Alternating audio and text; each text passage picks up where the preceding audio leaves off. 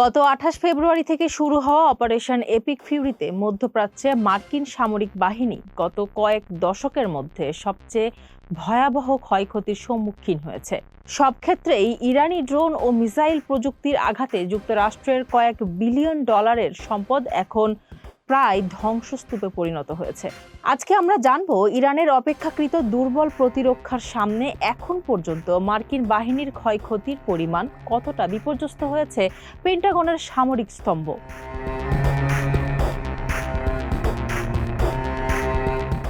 Pentagon এবং আন্তর্জাতিক সংবাদ মাধ্যমগুলো যেমন Reuters, new York post, new York Times, CBC news, Wall Street journal সহ বিভিন্ন গণমাধ্যমের তথ্য মতে আকাশযানের ক্ষয়ক্ষতির তালিকা দীর্ঘ হচ্ছে। সর্বশেষ শুক্রবার ৩ এপ্রিল প্রথমবারের মতো ইরানি আকাশসীমায় একটি F-15E স্ট্রাইক ঈগল এবং একটি A-10 থান্ডারবোল্ট ভূপাতিত হয়েছে। এছাড়া যুদ্ধের শুরুতে কুয়েতে ফ্রেন্ডলি ফায়ারে ৩টি F-15 ধ্বংস হয়। যদিও ওয়াশিংটন একে ফ্রেন্ডলি ফায়ার দাবি করেছে, কিন্তু তেহরানের দাবি তাদের হামলায় বিধ্বস্ত হয়েছে এসব ভয়ঙ্কর যুদ্ধ বিমান। পেন্টাগনের সামরিক নজরদারির মূল স্তম্ভ MQ-9 রিপার ড্রোনের ক্ষয়ক্ষতি সবচেয়ে বেশি। এ পর্যন্ত অন্তত 16টি রিপার ড্রোন ভূপাতিত বা ধ্বংস হয়েছে। সর্বশেষ বড় ক্ষতিগুলোর মধ্যে সৌদি আরবের প্রিন্স সুলতান বিমান ঘাঁটিতে একটি অত্যন্ত মূল্যবান E-3 সেন্ট্রি রাডার বিমান, যার আনুমানিক মূল্য ৮,৫০০ কোটি টাকা। উচ্চ মূল্যের এই রাডার বিমান সহ একটি KC-135 জ্বালানি সরবরাহকারী বিমান ধ্বংস হয়েছে।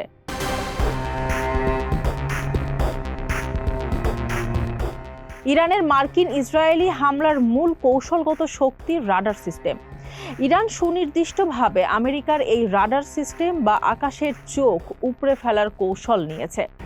প্রিন্স সুলতান ঘাঁটিতে থাকা রাডারটি ডিরেক্ট হিটে ধ্বংস হয়েছে। IRGCর দাবি অনুযায়ী তারা মধ্যপ্রাচ্যের মার্কিন ঘাঁটিগুলোর অন্তত 12টি প্রধান রাডার সিস্টেম ও স্যাটেলাইট টার্মিনাল অকেজো করে দিয়েছে।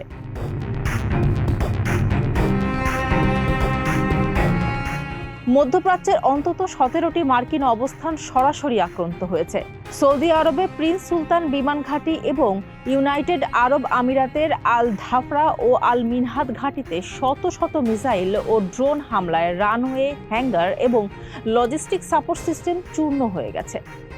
এছাড়া কাতার, বাহরাইন, জর্ডান এবং কুয়েতের ঘাঁটিগুলোতেও ব্যাপক অবকাঠামোগত ক্ষয়ক্ষতি হয়েছে, যার মধ্যে পঞ্চম ফ্লিট সদর দপ্তরও রয়েছে।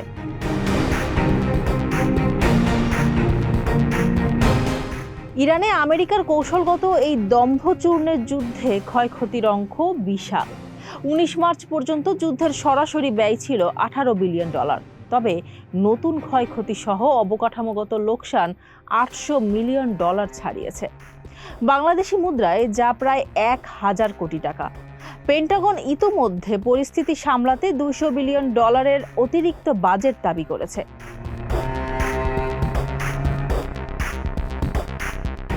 প্রযুক্তিগতভাবে শ্রেষ্ঠ হওয়া সত্ত্বেও ইরানের মোবাইল এয়ার ডিফেন্স এবং ড্রোন সোয়াম বা ড্রোন ঝাঁক প্রযুক্তির সামনে মার্কিন আকাশ আধিপত্য আজ প্রশ্নবিদ্ধ। শুক্রবার ইরানের পার্লামেন্টের স্পিকার বাগের গালিবাফ এক ব্যঙ্গাত্মক পোস্ট করেন নিজের এক্স হ্যান্ডেলে, যেখানে তিনি লিখেন, টানা ৩৭ বার ইরানকে পরাজিত করার পর তাদের শুরু করা এই চমৎকার কৌশলহীন যুদ্ধটিকে এখন শাসন পরিবর্তন থেকে নামিয়ে আরে কেউ কি আমাদের পাইলটদের খুঁজে দিতে পারবেন দয়া করে পর্যায়ে আনা হয়েছে। গালিবাফ এখানেই থেমে থাকেননি। ট্রাম্প প্রশাসনের চূর্ণ হওয়া সামরিক দম্ভকে উপহাস করে বাহ কি অবিশ্বাস্য অগ্রগতি, একেবারে জিনিয়াস মন্তব্য করে ব্যঙ্গাত্মক তীর ছুড়ে দেন।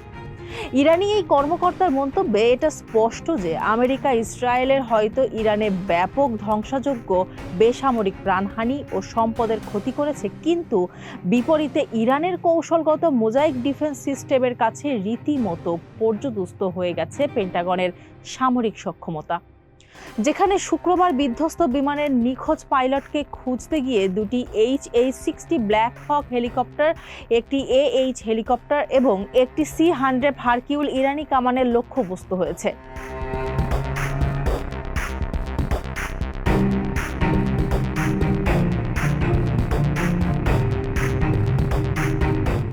ইরান যুদ্ধের আগ পর্যন্ত সারা বিশ্বে একটা অদৃশ্য এবং অঘোষিত স্বীকৃতি ছিল যে মার্কিন বাহিনী এবং পেন্টাগনের সামরিক শক্তি অপরাজেয় এবং অপ্রতিরোধ্য। একই সাথে ইসরায়েলের প্রতিরক্ষা ব্যবস্থা পৃথিবীর সেরা দুর্গ, কিন্তু ইরান সেই অচলায়তন ভেঙে দিয়েছে।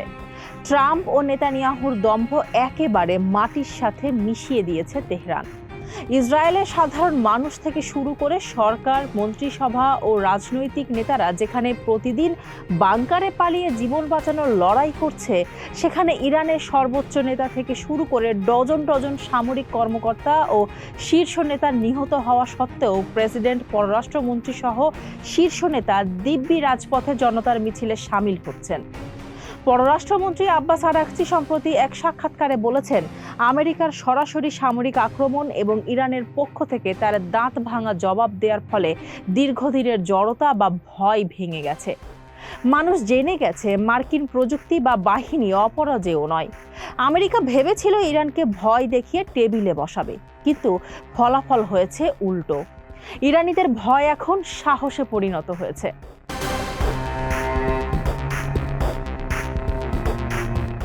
৩ এপ্রিলের এসব ঘটনাবলী প্রমাণ করে যে এই যুদ্ধে মার্কিন সামরিক সরঞ্জাম শুধু ধ্বংসই হচ্ছে না, বরং তাদের দীর্ঘমেয়াদী গোয়েন্দা ও নজরদারি সক্ষমতা খাদের কিনারে এসে পৌঁছিয়েছে।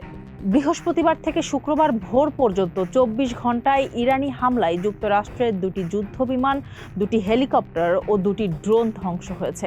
এছাড়া একটি ড্রোন নিখোঁজ, একটি F-16 যুদ্ধবিমান ও ২টি বোয়িং KC-135 বিমান জরুরি অবতরণের সাহায্যের আবেদন করেছে। অর্থাৎ এই যুদ্ধযানগুলো ইরানের হামলার মুখে বিপদে পড়েছে।